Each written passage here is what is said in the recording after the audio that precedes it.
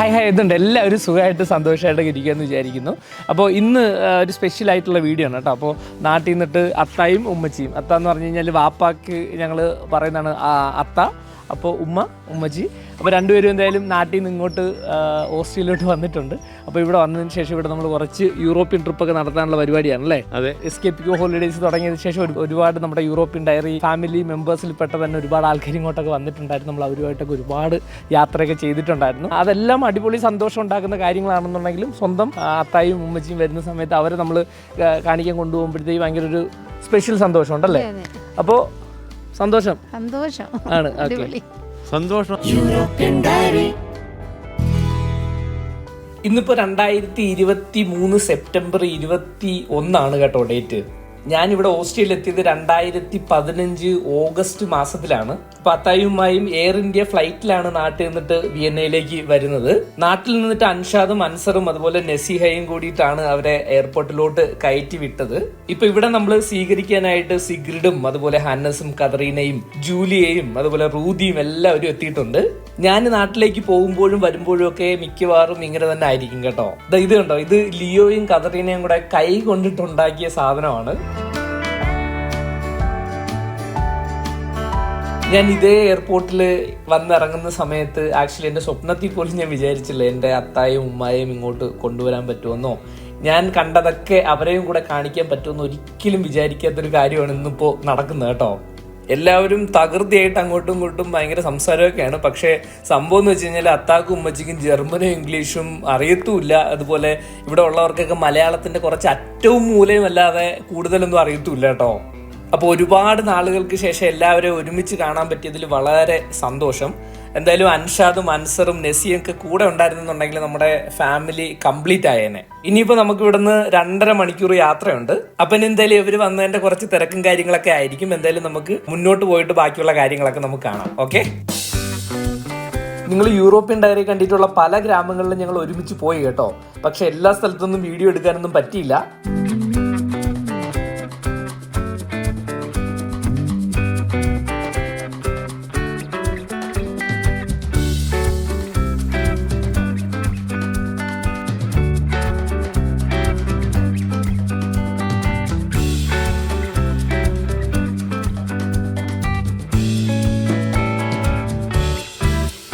ഞങ്ങളിപ്പോൾ സാൽസ്ബുർഗ് സംസ്ഥാനത്തിലെ കപ്രൂൺ എന്ന ഗ്രാമത്തിലാണുള്ളത് കേട്ടോ. ഇന്നലെ വന്ന സമയത്ത് വീഡിയോ ഒന്നും എടുക്കാനായിട്ട് പറ്റിയില്ല. ഞങ്ങൾ ഗ്രാമങ്ങളിൽ നിന്ന് ഗ്രാമങ്ങളിലൂടെയൊക്കെയാണ് ഇങ്ങോട്ട് വന്നത്. സെപ്റ്റംബറിൽ ഏകദേശം ഓസ്ട്രേലിയ എങ്ങനെ ഇരിക്കും എന്ന് ചോദിച്ചു കഴിഞ്ഞാൽ ഏകദേശം ഇതുപോലെയൊക്കെ തന്നെ ആയിരിക്കും ഇരിക്കുന്നത്. ഞങ്ങൾ ഇവിടെയുള്ള ഒരു അമ്മച്ചിയുടെ വീട്ടിൽ പേയിങ് ഗസ്റ്റ് ആയിട്ടാണ് താമസിക്കുന്നത്.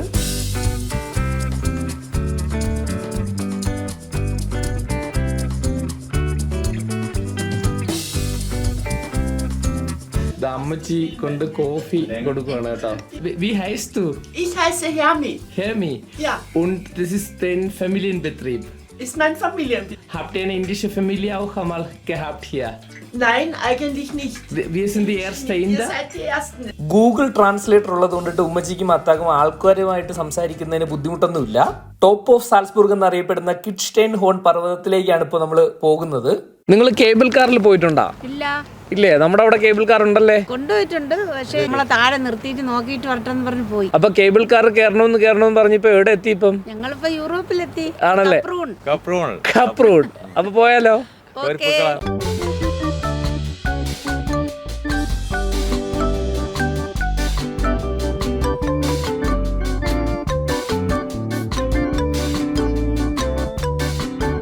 ആദ്യമായിട്ട് കേബിൾ കാറിൽ കയറിയാ? എങ്ങനെയുണ്ട്? അപ്പം ചടയമംഗലത്തിൽ കയറാത്ത വിഷമമുണ്ടാ? കേബിൾ കാറിൽ കയറി ആദ്യത്തെ സ്റ്റേഷനിലോട്ട് എത്തിയിട്ടുണ്ട് കേട്ടോ.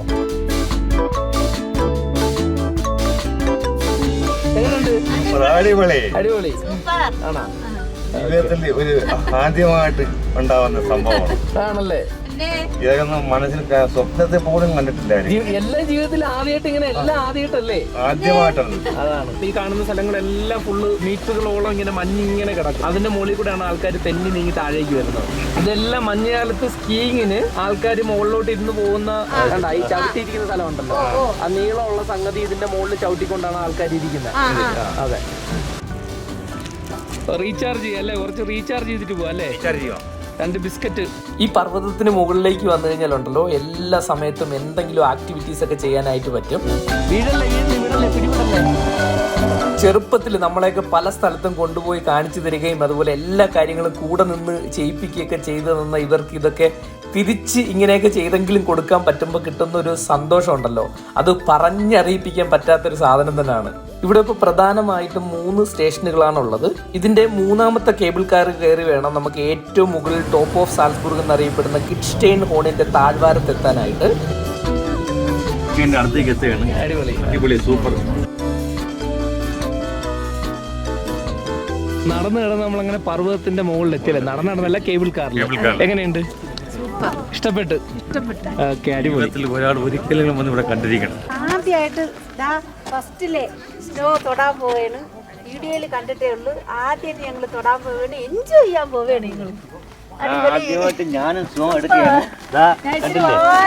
വിതറാൻ പോവേണ്. കട്ടിയായിട്ട് ഇടയ്ക്കാണ് നമ്മളെ നാട്ടിലുള്ള എല്ലാവർക്കും വേണ്ടിയിട്ട്.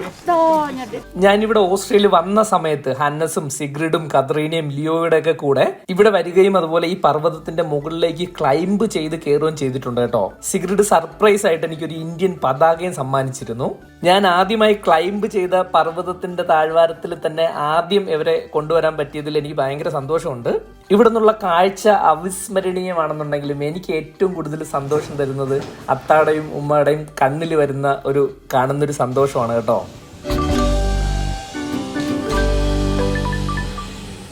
ഇനിയിപ്പോൾ നമ്മൾ അടുത്ത പോകുന്നത് ഹോഹൻതവൻ ആൽപ്സ് പർവ്വതനിരകളുടെ മുകളിലുള്ള മോസർബോഡൻ തടാകത്തിലേക്കാണ്. പർവ്വതത്തിന്റെ മുകളിലുള്ള തടാകത്തിലേക്ക് എത്താൻ പാറപർവ്വതം തുറന്ന റോഡിലൂടെ ബസ്സിലാണ് ആദ്യ പകുതി പോകുന്നത്. 2ാം പകുതി പ്രത്യേകം തയ്യാറാക്കിയ ഫ്യൂനിക്കുലർ കേബിൾ കാറിലും 3ാം പകുതി വീണ്ടും ബസ്സിലുമാണ് മുന്നോട്ട് പോകുന്നത്. ഇതുണ്ട് ഈ തടാകം ഗ്ലേഷ്യറിന്റെ മഞ്ഞുരുകി വരുന്ന വെള്ളം ശേഖരിക്കുന്ന തടാകമാണ് കേട്ടോ. മഞ്ഞുമല ഗ്ലേഷ്യർ കണ്ടതാ ഓരോ വർഷം കഴിയും തോറും ഓരോ സമയം കഴിയും തോറും നശിച്ചു പോയിക്കൊണ്ടിരിക്കുകയാണ്. നമ്മൾ ഈ കാണുന്ന സ്ഥലങ്ങളെല്ലാം ഫുള്ള് മഞ്ഞായിരുന്നു ഒരു സമയത്ത്, പക്ഷെ അതെല്ലാം വർഷങ്ങളായിട്ട് ശോഷിച്ചു പോയി ഈ അവസ്ഥയിൽ കിടക്കുകയാണ് കേട്ടോ. ഇപ്പോൾ തടാകത്തിന്റെ വെള്ളത്തിന്റെ നിറം നല്ല പച്ച സൂപ്പർ കളറാണ്. പക്ഷെ കാലാവസ്ഥയ്ക്ക് അനുസരിച്ചിട്ട് കാഴ്ചയ്ക്ക് നമുക്ക് വ്യത്യാസം വരും. ഇവിടെ നിന്നിട്ടുള്ള വ്യൂ ഒരു രക്ഷയില്ലാത്ത വ്യൂ ആണ് കേട്ടോ. അതേപോലെ തന്നെ ഇവിടെ എത്ര സമയം നമ്മൾ വന്നിരുന്നു കഴിഞ്ഞാൽ നമുക്ക് മടുക്കത്തേ ഇല്ല. വല്ലാത്തൊരു ഫീലാണ് കേട്ടോ.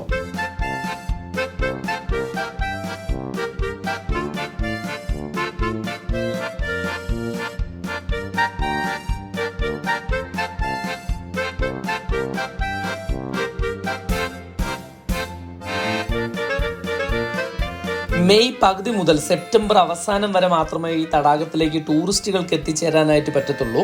ഓഗസ്റ്റ് സെപ്റ്റംബർ മാസങ്ങളിലൊക്കെ ഇങ്ങോട്ട് വരുവാണെന്നുണ്ടെങ്കിൽ മൗണ്ടന്റെ മുകളിൽ നിന്ന് നമുക്ക് ബ്ലൂബെറി ഒക്കെ ഇതുപോലെ പറിക്കാം കേട്ടോ. എങ്ങനെയുണ്ട്? കറി വെച്ചോണ്ട് വന്നതുകൊണ്ട്